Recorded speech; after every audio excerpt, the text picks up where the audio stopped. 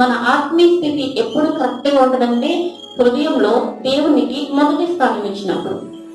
మన హృదయము ఎప్పుడైతే దేవునికి అనుకూలంగా ఉంటుందో 100% ఎప్పుడైతే దేవునికి అవకాశం ఇస్తామో అప్పుడే పూర్ణ మనసుతో మనస్ఫూర్తిగా ఆయన వైపు మాత్రమే చూసుకోవాలి. చాలా మంది ఆదివారం ఆరాధన చేసేటప్పుడు కడిగేసుకుని అటు ఇటు చూస్తారు, అటు ఇటు దిక్కులు చూస్తూ ఉంటారు. వాళ్ళ మొహం వీళ్ళ మొహం అందరి మొహాలు చూస్తారు. ఇంకా దేవుని మొహాన్ని ఎప్పుడు చూస్తారు? దేవుని మొహం చూడాలి, దేవుని యొక్క మనం దర్శనం పొందుకోవాలంటే మనం ఆరాధన చేస్తాము. ఆరాధన అంటే దేవునితో సహవాసం, దేవునితో మన హృదయము మిళితమైపోవాలి. ఆయనతో మనము ఎలా ఉండాలంట? కంబైన్ అయిపోవాలి.